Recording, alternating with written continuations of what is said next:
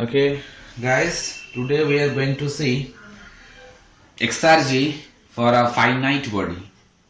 So already I have explained that what is Exergy. Exergy is nothing but the maximum amount of work it is available for us from any reversible cycle. So that is the maximum amount of work. It is known as Exergy. Okay, and finite body means a body which having a particular quantity, having a fixed mass, and from that body if you withdraw a finite quantity of energy, then the temperature of the finite body will decrease, as well as if we supply some amount of heat to a finite body, then the temperature of the finite body will increase. Okay, I am repeating the thing. Finite body is the particular thing which having some definite quantity, having a definite amount of mass, and if you withdraw some amount of heat from a finite body, then the temperature of the finite body will decrease, as well as the vice versa will occur. If you supply the heat to the finite body, then obviously the temperature of the finite body gradually increase. Just reverse of a finite body, that is nothing but thermal energy reservoir, just opposite of a finite body.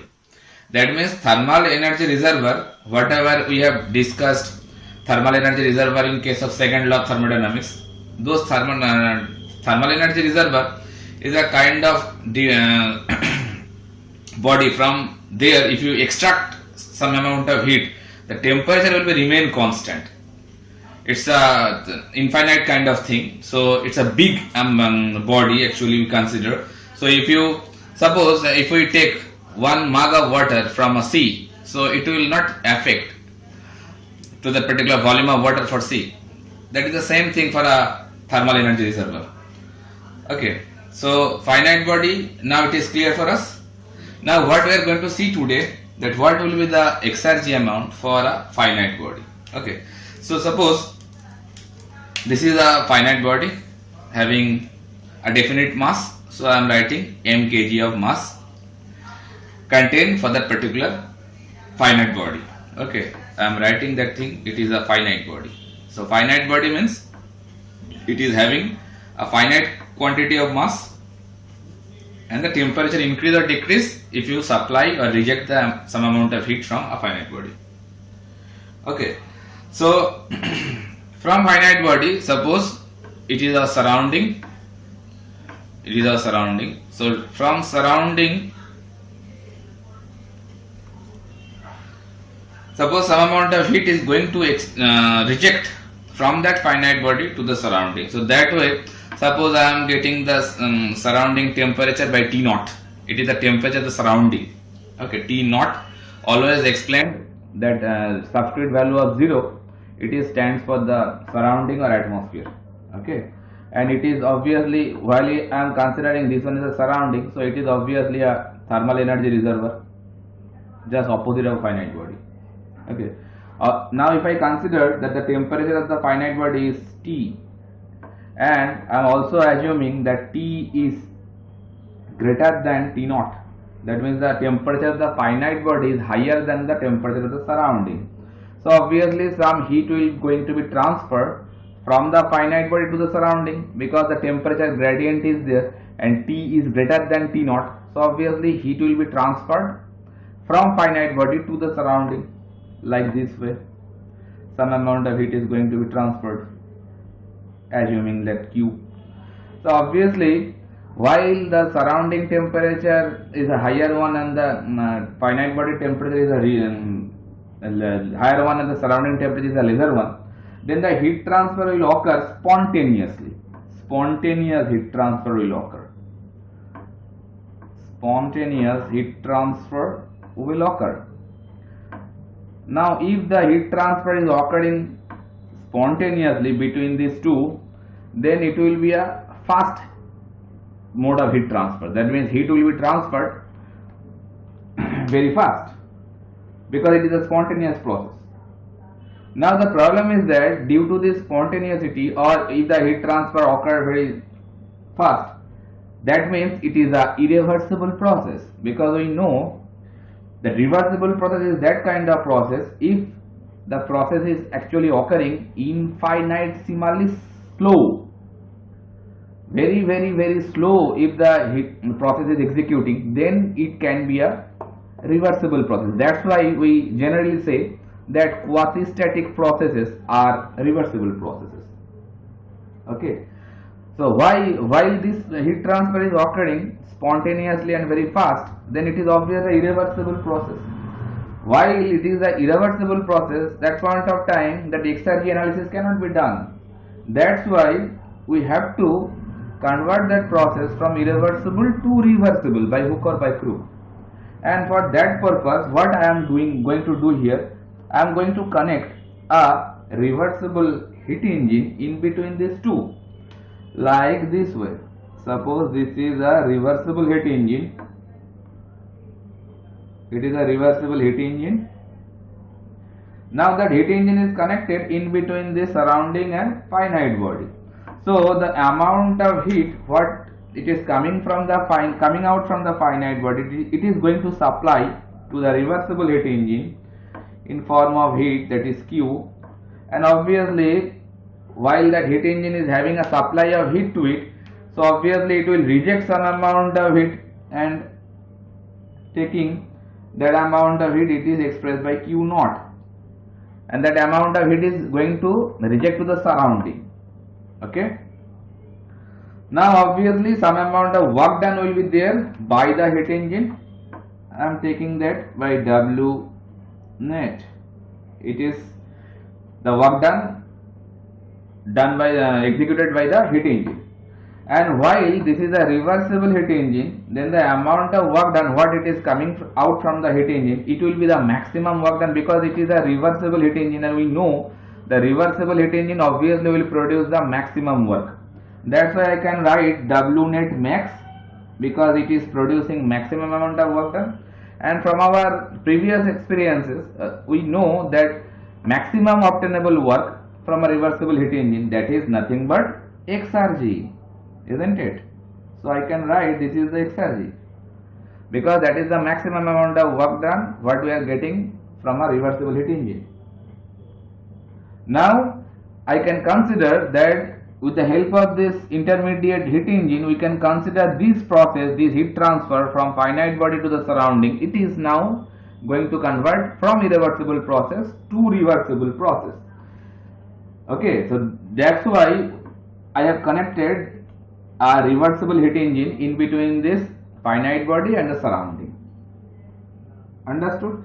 So if this particular thing is there, heat engine is there, so how we can consider that the same amount of heat transfer still is going on between finite body to surrounding? If we remove the heat engine, then the amount of heat transferred from the finite body to the surrounding, it will be remain same if we connect a heat engine in between these two. How it can be possible? It only can be possible, suppose if I write like this thing. Now actually with the help of this heat engine, we can say this heat transfer is occurring, but it is an indirect heat transfer. Without placing that heat engine in between these two, that heat transfer is still going on, but that will be the direct heat transfer from finite body to the surrounding. That is direct heat transfer. And if we connect a heat engine in between them two, then also the heat transfer is occurring still, but it will be a indirect heat transfer. So in this indirect heat transfer process, if I say write like this, here this indirect heat transfer in short I can write HT, heat transfer process by using heat engine in short form HE, only can be done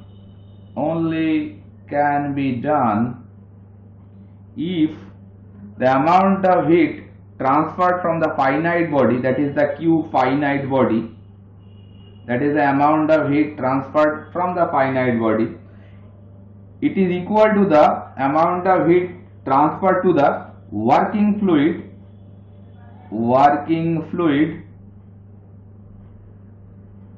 of heat engine. That is the condition, that the same amount of heat will be transferred from the finite body to the surrounding if this condition actually prevails. That what amount of heat is transferred, rejected from the finite body, that same amount of heat is going to transfer to the working fluid of the heat engine. Obviously, each and every reversible heat engine, it has some working fluid. It may be solid, it may be fluid. So the heat coming out from the finite body, if the same amount of heat is going to transfer to the working fluid of the reversible heat engine, then this condition actually satisfied. Okay, then that indirect heat transfer will transfer the same amount of heat if we do not connect this heat engine, the same. So if I continue this equation, so what I can write here, amount of heat can be written very easily, mCp into del T. Why I am taking Cp? Because this heat transfer process is actually occurring due to at the surrounding pressure. If we consider the surrounding pressure is P naught, so the whole time this P naught is acting on this finite body like this. This P naught is acting on the finite body. So that's why I can consider that the heat transfer is occurring at constant pressure process. That's why I have taken mCp, specific heat at constant pressure. It is for the finite body, I can write Fb, and that same relationship can be used for the del T. It is for the working fluid of the reversible heat engine. That's why Wf means working fluid. So what does this mean? That means if M and Cp product, obviously the temperature difference will be remain same, isn't it? So if I cancel from temperature difference for the finite body and for the working fluid, then mCp product for the finite body must be equal with mCp of the working fluid. Why the temperature is remaining same? Because you are transferring the same amount of heat. At the initial stage, while the heat transfer is not occurring, that point of time the working fluid temperature will be the surrounding temperature, obviously. Now while you are transferring the same amount of heat to the working fluid of the heat engine, then the change of temperature of the working fluid, it will be remain same with the change in temperature of the finite body. That's why I can cancel this del T from both the sides. Now what does this mean? M into Cp, it is nothing but the heat capacity. So I can write heat capacity of the finite body, if it is equal with the heat capacity of the working fluid, then this condition can be availed. So the finite body heat capacity and the working fluid of the reversible heat engine heat capacity, if they are remain same, then you can say that the in the indirect mode heat transfer and in direct mode heat transfer, both the ways the same amount of heat will be transferred from the finite body to the surrounding. That's why I have explained over here that with the connection of heat engine or without the using of heat engine, the amount of heat transferred from the finite body to the surrounding will be remain same if we maintain this condition, that the heat capacity of the finite body and the heat capacity of the working fluid, if we maintain them same, then the same amount of heat will be transferred. Okay, so now it is solved that with or without heat engine I can solve the purpose in the same manner. Okay, now we will see that how that process actually going on. So if we execute a TS plot over here, suppose I am going to execute a TS plot for this particular cycle. So what will happen? So at the initial state, the working fluid of the reversible heat engine, it is at the surrounding temperature, while the heat transfer hasn't been started. That point of time I am talking about. The working fluid of the heat engine will be at the temperature, the surrounding temperature. Suppose I am taking this point 1, so I am taking that one is the temperature of the surrounding T naught.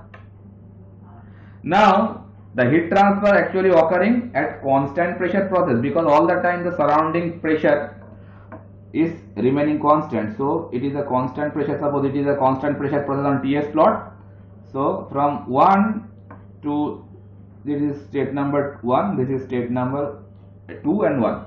So from point 1 to point 2, what is occurring? Actually the heat is going to transfer to the working fluid.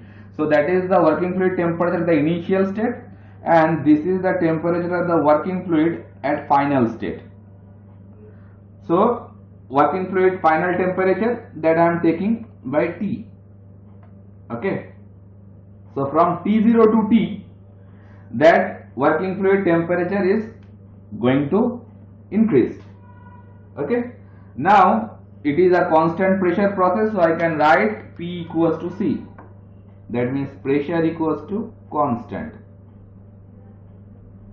from 1 to 2. Heat is going to be transferred inside, so that Q is added over here.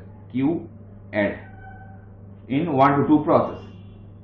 So I can write this Q add outside, so it will not be Q add. Heat is supplied by 1 to 2 process. Okay, so that T temperature is nothing but the temperature of the working fluid at final state, and T0 is the working temperature of the working fluid at initial state. Understood? Then 2 to 3 process, it is taking as a work producing process, so I am taking a isentropic process. So in this process some work will be produced, W net, and it is a maximum work done produced by the heat engine. So I am plotting the heat engine cycle. Whatever heat is coming to the heat engine, then it will produce some work by 2 to 3 process.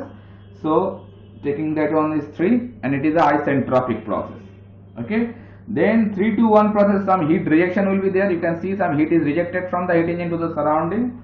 So I am taking that 3 to 1 process, that is the isothermal process, and by this isothermal process, that some heat is rejected to the surrounding. So that amount of heat is obviously Q naught. So Q added 1 to 2 process, 1 to 2 process, actually heat addition process. So I can write here 1 to 2 process, that is heat addition process, and it is constant pressure process. So I am wiping out this part, it is not more needed now. So heat addition at constant pressure. Then 2 to 3 process, that is work produced, and it is isentropic process.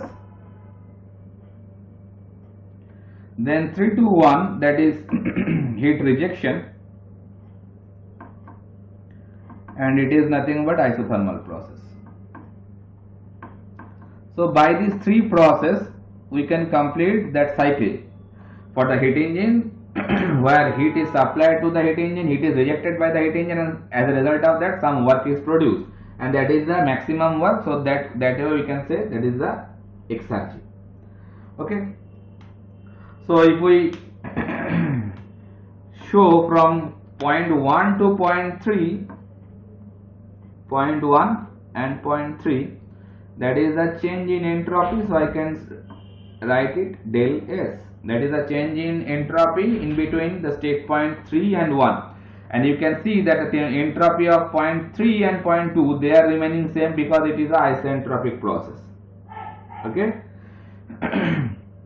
So in this particular TS plot, if I want to quantify the amount of heat rejected by the heat engine, so Q0, that is nothing but, so that is very easily I can write T0 into del S, because we know that change in entropy nothing but amount of heat to the temperature.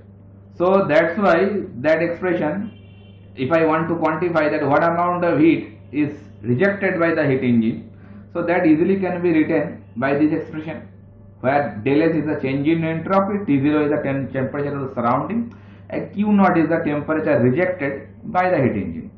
Basically that amount of heat is coming to the surrounding. Okay, so that way I can find out this expression. Okay. Now if we apply the first law of thermodynamics, so what we can write here, I can easily write that cyclic integral of d cut q. D cut q means it's a inexact differential, that's why I am using d cut. All those things I have explained earlier in the thermodynamics subject. So if you want to find it out, you can go back. Okay.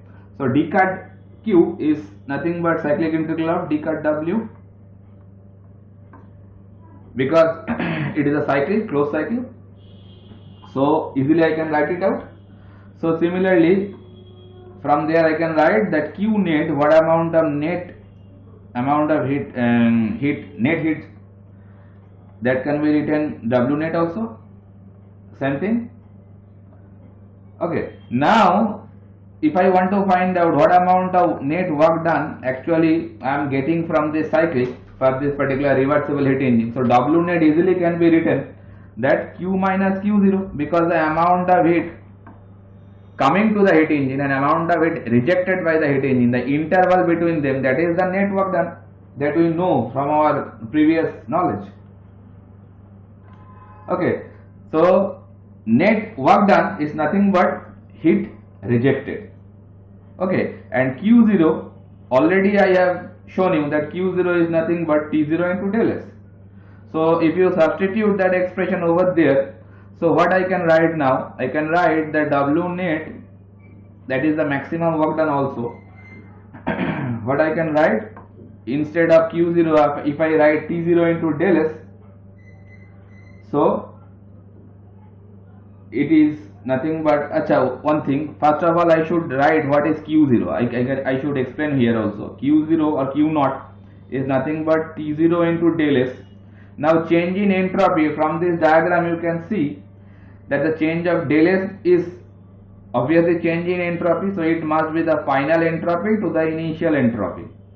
So I can write T naught del S is nothing but final entropy for this process of 3 to 1. So I can write S1 minus S3, because for the process 3 to 1 the final entropy will be S1 and the initial entropy will be S3. That's why I have written S1 minus S3, and obviously S1 is a lesser value than the S3, so that expression will give you a negative value. So all the time we know actually that if for any process, if heat is rejected, obviously entropy will decrease, and you can see that S1 minus S3, it is giving you a negative value. So that it is only proving that for this particular process entropy actually going to decrease. That's why it is coming with negative sign, nothing else. It is only giving you the sense that entropy is going to decrease. Okay, so now in this particular expression I can see that net work done is nothing but q minus q0. Q means the amount of heat coming to the cycle, and q0 means amount of heat rejected by the from the cycle. That's why that minus sign is reflecting over there. So that minus is already I have taken into account. It is there just to give you the sense that heat is rejected from the system. While the heat is coming to the system, it must be positive, and while heat is rejected from the system, it must be negative, and that's why this minus is already taken into account. So while I am substituting this q0 value over here, you should not put it negative again. So if you put it negative again, then that negative and that negative will give you a positive value. So that way the net work done will be a bigger one than q. That's why I am putting that at point over here, that you cannot consider that sign two times. If you consider that q minus q0, that means already you have taken the sign of q0. Then while you are substituting this expression over there, you have to consider only the magnitude of q0. Don't take this negative value again. If you take this negative value with the q0 and if you substitute it over here, so both the minus will give you a positive value. So that way it will be a completely erroneous reading.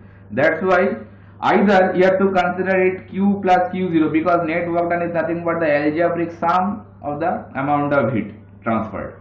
So you can consider q plus q0. Then consider this negative value over there. I think you are getting my point. Both two times you cannot consider the sign for the same item. Understood? So if I consider that net work done, I can write now that Q minus Q minus Q0, instead of Q0 I can write T naught.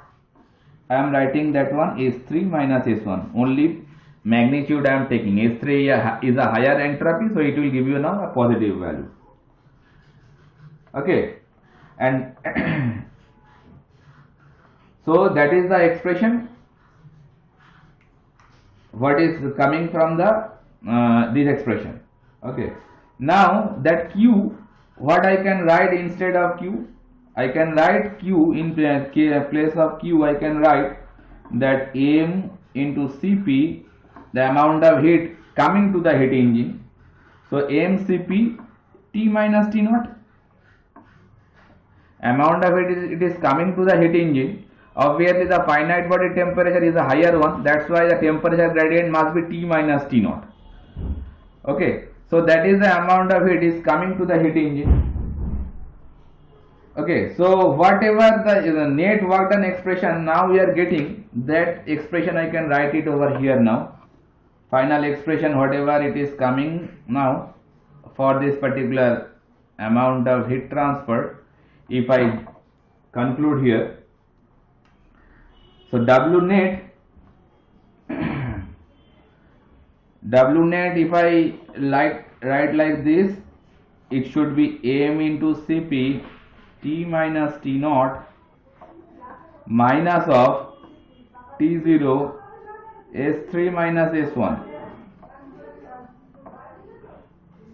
Now S3 minus S1, you can see S3 is equals to S2. So instead of S3 minus S1, I can write S2 minus S1 also, because S3 and S2 they are same. Okay, so I can write mCp T minus T naught equals to T0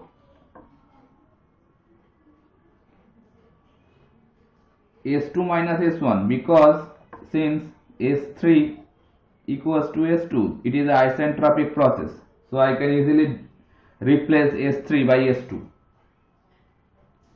isn't it? So now this expression I am getting, which is nothing but the W net, and obviously it is the W net max actually, because it is a reversible heat engine. Okay, so I can write W net max. That is the expression I am getting.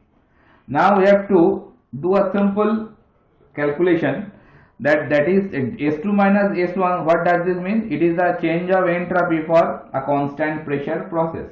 And what is the expression for entropy change in a constant pressure process? That we know from our earlier knowledge. So I can write that del S 1 to 2 process, that is the constant pressure process, the entropy change, that is nothing but S2 minus S1, and that expression is nothing but mCp ln T2 by T1. That is a very easy relationship, and I have explained this expression earlier in the video lecture of change in entropy for different processes. Okay, you can go there and you can find this relationship, how it is coming there. Now if the process is occurring in between from 1 to point 2, then I have to take the final temperature as T2 and the initial temperature as T1. So I can change this expression now, mCp ln, so instead of T2 the final temperature I have taken T, and for the T1, that is the initial temperature, I have taken it like T naught. So that expression coming like this now, and that is the change entropy change for the process of 3 to 1 also, isn't it? Change in entropy, this process expression is also standing for the process of 3 to 1. Why?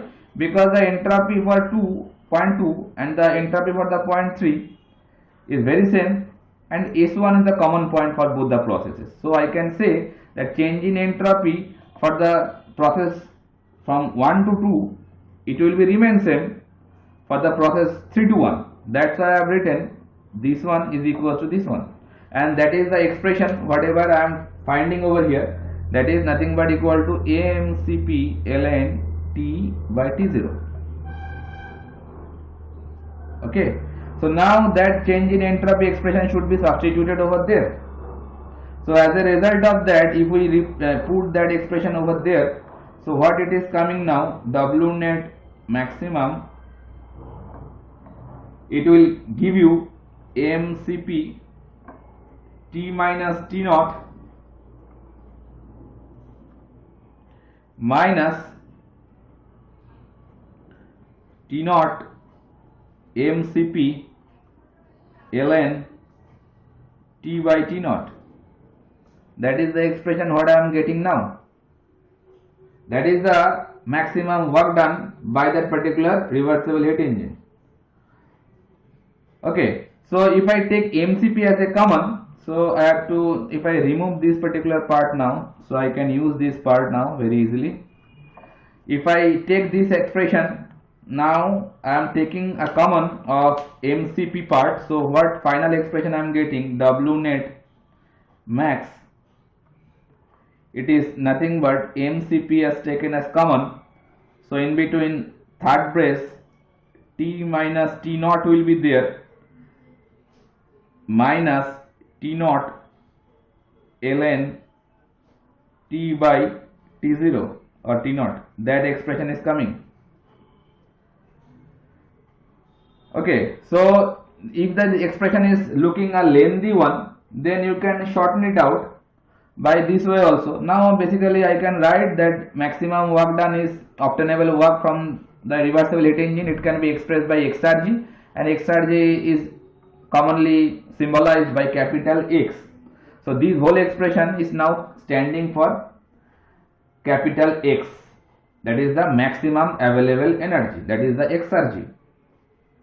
So Exergy expression in short form I can write like this way, that AMCP, I can shorten that equation like this way, AMCP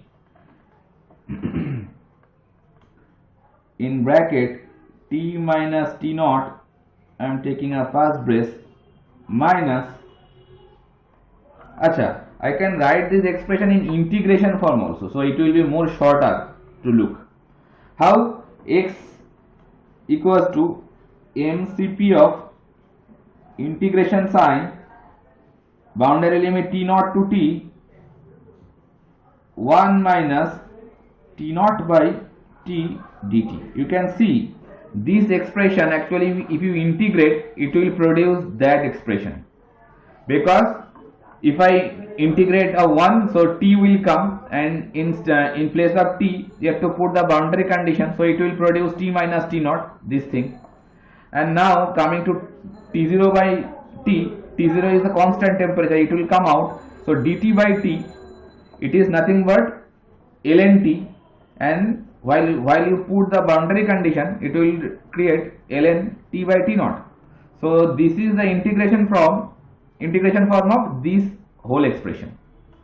So finally the final expression I am going to write over here in a fresh way. The Exergy relationship for a finite body, what it is coming? It is coming either m into Cp T minus T naught minus T naught ln T by T naught. You can use this lengthy expression, or you can use this one also, MCP integration of T naught to T 1 minus T naught by T dt. So both the expression you can use this one or that one, and it is giving you the Exergy for a finite body. If the finite body is transferring some heat to the surrounding, or let us say to the atmosphere, then you can find the what amount of Exergy, or rather say the what amount of maximum work done it is available for that particular finite body. Okay, so using this particular concept, lots of problem actually comes in any competitive exam as well as semester exam. Okay, so later on we will discuss a few problems regarding this particular topic.